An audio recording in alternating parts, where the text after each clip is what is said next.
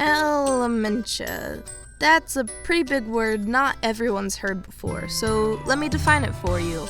And no, we're not going off the dictionary definition, but rather what it means here in Johnson County, Kansas. Elementia is a literary magazine produced by students for students.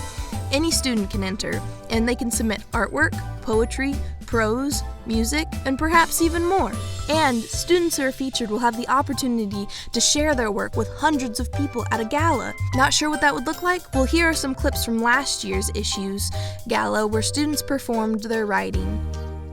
The theme for issue 14 was all about identity and conflicting identity. It is an intense honor to welcome you to the reception for the 14th issue of Elementia. Issue 14, we've published 96 pieces of art and writing. Everything in the universe begins with and revolves around two things: words and thoughts. The pillow was suddenly taken out of my hands, and my dad's arms were wrapped around me, one hand patting my back. "Go away," I cried, my last attempt, before melting and just letting him comfort me while I soaked the shoulder of his shirt with tears. When I finally started to calm, my dad asked, "What's wrong, Amy?" I sniffled, trying to think of a way to avoid answering the question. He waited patiently, and when no plan of deflection came, I answered, "I had a rough day today." And I fear the ridicule that will prevail if I emerge from behind the vocabulary that I need to hide my stupid impediment. His taste in music was mayonnaise, bland and unappreciated by most of the population. I guess you could say I love mayonnaise. He was leaning back against the driver's seat, poorly singing along to the Red Hot Chili Peppers. The song ended, and I paused the playlist, quietly drawing back into myself. He asked what was wrong, but I hesitated in answering. We sat in silence until I spoke up, telling him how much I liked him, probably sounding like I was quoting a Nicholas Sparks book. He smiled after I finished, but the pity was evident in his eyes. School was hell after that. I guess he went and told somebody about our date. I was bullied constantly. They called me names and wrote derogatory words all over my locker. Nobody ever tried to be my friend during high school again. I mean, I can't blame them. Who'd want to be friends with the guy who fell in love with his straight best friend? There once was a girl named Sarah, but no one knew her name. Loser, the prissy, perfect girl screeched. The words sang in her ears. Silence. The night arrives. She's crying herself to sleep. Nobody cares for her. She didn't realize the words would hit so deep. Silence. The morning comes and the sun rises. She walks into school like a nobody. Stupid, the same girls yell, followed by more comments. With the tears streaming down Sarah's face, silence. And so the sun in its dying fire falls into the darkness of the night's black realm. The moon ascends into the sky, so stalls I, to see its beauty and feel its calm. Pink was a color that defined her life, one that watched her grow up and fall down during her worst times. Pink had held her through the bad times and showed her a way of living, a way in which Margaret Clare could finally be free again. However, through all the times she had betrayed Pink, through all the instances she had taken a color so close to her and so pure to her and shattered it without a second thought, just as everyone else she knew did. Pink had become tired of saving her sanity. So Pink had let Margaret go, let her right and wrong blend together, and watched as she shook in a pool of her own tears, covered head to toe in blue ink. When they ask me where I came from, I cannot say. I do not know. In Iran, I am outspoken. I have no loss for words. They spill from my lips like a waterfall. But there are no waterfalls. In Brazil, I am silent. I do not dance. I cannot feel the rhythm.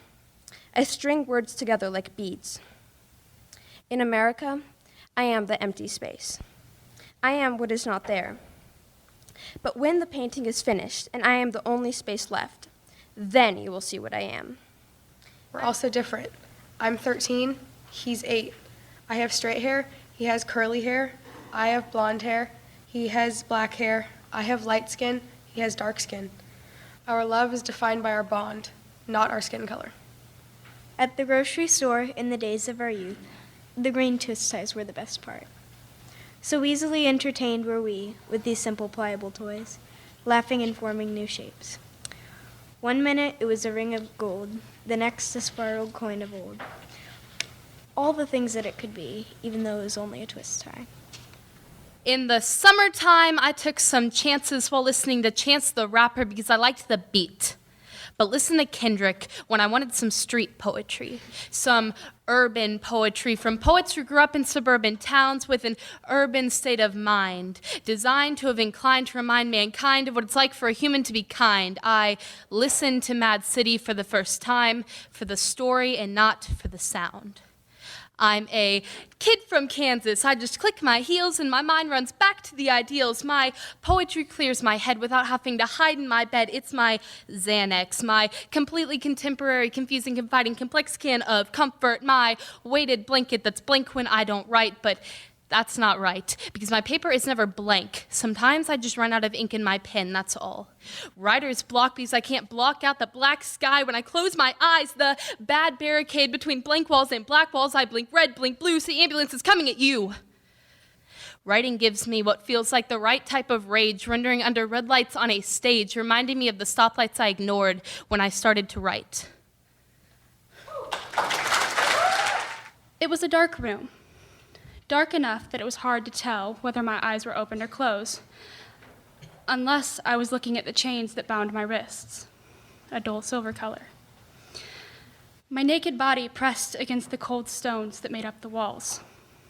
I moved my hands, listening to the chains clink and clatter on themselves to mute the deafening silence. Hello? No answer. I sat, staring at the blackness surrounding me, counting each second as it went by. The night before my first day of 6th grade, I studied the piece of fabric laid out on my bed with uncharacteristic placidity. It was no work of art, plain cotton fabric, dyed black, with a single strip of black lace for adornment. No, I wasn't looking owlishly at my first bra. The object that held my fascination was the first hijab I would wear to school full-time. My hair bleeds purple when I sleep. Dark, violet, translucent in the way that sausage fat boiling on the pan is before it touches a towel, in the way that the ghost imprint is before fingerprints are left on the kitchen counter, in the way that black bodies are before they find themselves in front of the barrel of a gun, before they become that ghost that would keep us alive. But I chose the alternative, and as it makes me bleed, I remember how purple used to be my favorite color, until it wasn't. How royalty is dressed in fine robes of that hue, the shade tantalizing. But there are no more queens in my country. My color has already been assigned to me. Black, the absence of light. And because purple is just a refraction of the sun in a prism holding a multitude of colors within itself, it is no wonder that I do not partake in its equiption. When you click your heels and wish for home, where exactly is it that you go? I packed away all my ambition in manila envelopes of faded dreams and sent them away to coral reefs so schools of fish a generation after me could learn from my mistakes. Start saving for college when you're 6. A year for every digit, because if you want a higher education, then you can't always afford the things that make you happy. Maybe that's why Nemo's dad didn't want him to go to school. How different are astronomers from oceanographers anyway? We're all searching for the things that everyone else is scared of finding. We're all searching for things that don't exist but have to. Destination, still figuring it out. Destination, a desert built from a river that ran out a long time ago, from everyone that ran out a long time ago, a delta of broken dreams peppered with sandcastles of stories that never saw completion. Destination, Roswell, because I've always loved road trips and maybe UFOs will be more comfortable than the backseat of my Corolla. Destination, home.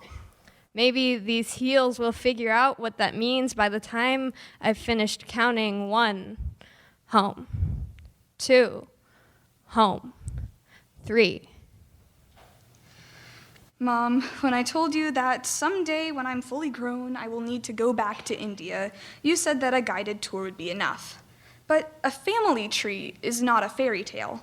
I cannot just close a book and outgrow the roots that are still planted a continent away. I can't just forget the food that tastes better in India than it does in the US, the way the architecture stands colorful and bold, the rain that rushes down the outside stairs and rooftops during monsoon season. The entire world is different. The academics, the celebrations, the funerals. I trace my identity through the hairline that your mother gave me, the curls from my dad, the plentiful locks that you passed on, the jajin and the absurdly skinny wrists.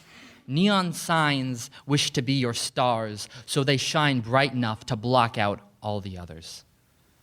Young girls pull young boys in the stores they would rather stay out of, while other boys walk through looking for streetlight love. A couple fights over nothing outside of apartments. Businessmen push through the crowds, wishing they could be free, while a homeless man watches from a corner, wishing he had responsibility.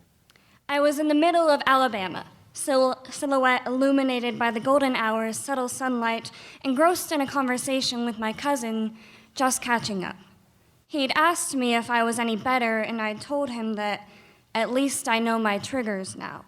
He replied, "That's impressive for someone so young. It helps you cope with the world. But it's not impressive because it's uncommon. It's impressive because somehow I am still here. It is not merely a coping strategy, it is a survival technique." I believe in the stars. I believe in the glints the moon gives through a car door window. I believe in the scattered freckles of lanterns in the sky, eternally held in place until you blink and they shift ever so slightly in pursuit of the moon. I believe in my mother. I believe in the womb I was born from, the umbilical cord snap, the string snapping which once tied us together into one being until I'd begin bawling. No, not bawling like on the basketball court, but bawling for the love found in a mother's womb, which until 7 into the afternoon had been extracted from my pre-life but before post-death state. For the familiar, for a mother's touch and embrace, anything close to what I had known for the entire past 9 months I'd spent as a leech, clutching to her for support, for life, for my existence, and now for a comfort amidst the fact that a black body in a white world cannot exist peacefully, but will burn, but will be angry, and what's left is believing in my father. I called out to the stars and they gave me an excuse. Hey man, I'm sorry, it's me, it's not you. I tried to infuse my veins with rocket fuel, but the mechanical pieces of my internal organs found the chemicals to be too cruel. They rejected everything until I coughed up acid. Why isn't this enough? Please just be placid. So I cracked open my ribs along the seam of my breastbone, searching for my heart in the empty unknown. Instead I found my lungs punctured and failing. Why are you here when there are stars to be sailing? I tried hailing a taxi with the blood on my hands, but my ribs were too messy for the driver's back seat to stand. So I tried walking home, but the sidewalks betrayed me. Why are you stepping on me when you should be saving me? It was then that I realized I've been complacent too long, finding new beats, but always singing the same old song. So I stitched up all my pieces and washed myself clean. I will be okay. It's just that I don't ever dream. My mother came here, and at first she was so lonely, with only my soft-skulled baby self for company, that she cried herself to sleep every night for 2 years, wondering how her brain, full of silvery, delicate Urdu couplets, was going to learn flat, counterintuitive English, and how her baby was going to hold on to a culture, green and gold, in a land of red and blue, and always, always white. Also, how could I forget to mention, every year we have a featured author in Elementia that comes and talks at the event, meaning you'll get to hear them talk and they could sign their book for you. That's super cool. Now you're probably wondering how you can enter. Well, don't worry, I've got the link for you. It's www.jocolibrary.org/teens/Elementia. If you can submit your work before February 1st, there's a chance you will be featured. Now you're probably wondering, what's the catch? Well, there's not really one, except that the theme for this year's issue is time. Whether there's never enough, you've got too much on your hands, or it's on your side, time, the only constant that is constantly changing, rearranging our lives and brains and bodies by the second. Whether it's daylight savings, time travel, or being late to school, we can't help but watch the minutes tick by. We welcome submissions for Elementia issue 15 on whatever timely topic might strike your fancy, but don't delay, the clock is ticking. As I said, the submission deadline is February 1st. Let those letters spill onto the page and get to writing. We can't wait to read and see your submissions.